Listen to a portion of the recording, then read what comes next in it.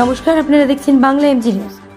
অল্প বৃষ্টিতেই জলমগ্ন বাঁকুড়া জেলার কতুলপুরের মিলমোড়। অল্প বৃষ্টিতে জলমগ্ন বাঁকুড়া জেলার মিলমোড় থেকে নেতাজি মোড় পর্যন্ত রাস্তার উপর জমেছে প্রচুর পরিমাণে জল। সেই জলের উপর দিয়ে যাতায়াত করতে হচ্ছে যাত্রীবাহী বাস থেকে শুরু করে প্রতিটি মানুষজনকে। এতে করে জীবনের ঝুঁকি কিছুটা হলেও বাড়ছে। এলাকার কিছু বাড়ি দোকানেও জল ঢুকেছে। জল নিকাশির সঠিক ব্যবস্থা না থাকার অভিযোগ করেছেন এলাকার মানুষ। কতুলপুর ব্লকের বেশ কিছু জায়গায় ধান জমি সব জলের তলায় চিন্তায় কৃষকরা। এক কৃষক আমাদেরকে জানান, এই ধান আর ফলবে না, আবার নতুন করে ধান রোপণ করতে যে বীজ লাগবে তা আর নেই, কিভাবে ধান চাষ করবে তারা। কতুলপুর থেকে অভিজিৎ মুখার্জির রিপোর্ট, বাংলা এমজি নিউজ। হচ্ছে তো মানে আমাকে এখন 2.5 বিঘে ধান আমাকে আবার রুইছে, এখন জলের তলায় ধান। হ্যাঁ, সে ধান আমাকে ধান জল মরে গেলে আমাকে আবার ধান রুইতেই হবে, তা ভালো ধান তো হবে না। আসছি আবার মাঠ দেখছি আসছি এদিকে ধান মাটির নিচেতে, মানে সব জলের নিচে আর কি, সব প্রচুর ক্ষতি হয়েছে। আমার বলে না, শুধু প্রচুর ক্ষতি হয়েছে এখানে। আর এমন এখানে চাষিরা বীজ নাই, ধান রুইবে। এখন কি কিছু সাহায্য সরকার আমাদের সাহায্য দিবে নাকি? সাহায্য আমাদের সরকার খবরই দেয়নি কিছু, আর সরকার আমাদের খবর দেবে না সাহায্য দিবে? মানব বিশ্বাস সর্দার। প্রফেশনালি আমিও যদিও চিকিৎসক, তবুও বলি যে আমার নিজের কৃষি জমি আছে প্রায় 9 বিঘার মতো। আমি এবছর ধান রোপণ করেছিলাম, সদ্য সমাপ্ত হয়েছে, 5-7 দিন হয়নি এই অবস্থায়।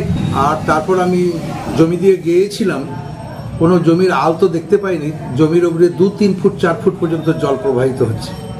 তো আমি দেখে তাজ্জব হয়ে গেলাম, যদি এই ধরনের জলটা স্টে করে যায় আরও 3-4 দিন, কারণ টানা বৃষ্টি, বিক্ষিপ্ত বৃষ্টি ধরে যদি ওই জলটা জমির উপরে স্টে করে যায় আরও 3-4 দিন, কোনো মতেই এই ধান গাছের চারাগুলোকে রক্ষা করা বা বাঁচিয়ে রাখা সম্ভব নয়।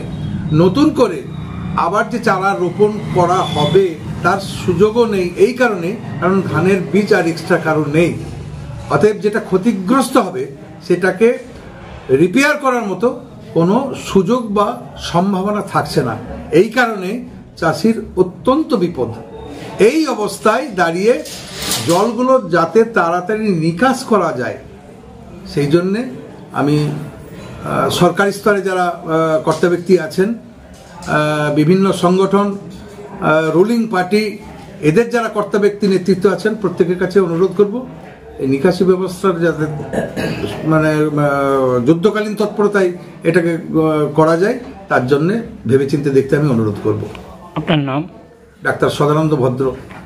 আমাদের বাঁকুড়া টু কলকাতা যে অহল্যাবাই রোড রয়েছে, আমাদের কতুলপুরের নেতাজি মোড় থেকে একদম মিলমোড় পর্যন্ত টানা 2 দিন বৃষ্টি হয়েছে, লাগাতার বৃষ্টি। তার ফলে আজকে আমাদের এই যে ভোগান্তি, সাধারণ যারা নিত্যদিন যাতায়াত করি আমরা, তারা যে যাতায়াতের বিরাট রকমভাবে অসুবিধা হচ্ছে, কারণ জল এখনো পর্যন্ত মানে কমেনি, বন্ধ হয়নি, বাড়ছে তবে কমছে না।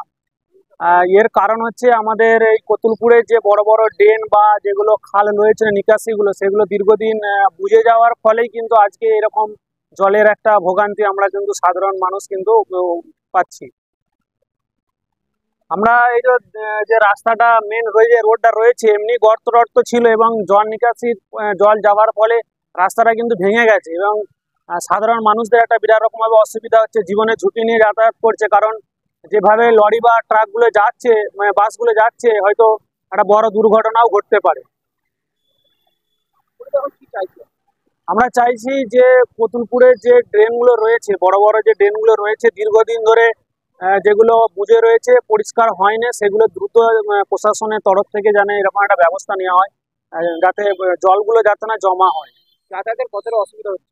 অবশ্যই যাতায়াতের অসুবিধা হচ্ছে, কারণ এই রাস্তাটা প্রায় প্রতিদিন হাজার হাজার মানুষ যাতায়াত করে, তাদের তো অসুবিধা হচ্ছে। কেউ হেঁটে পেরোচ্ছে, কেউ সাইকেল থেকে হয়তো পড়েও গেছে, 2-1 জন বাইকেও পড়ে গেছে, কারণ গর্ত হয়ে গেছে মাঝখানে, কোথায় গর্ত আছে জলে বুঝতে পারা যাচ্ছে না, অসুবিধা তো হচ্ছে।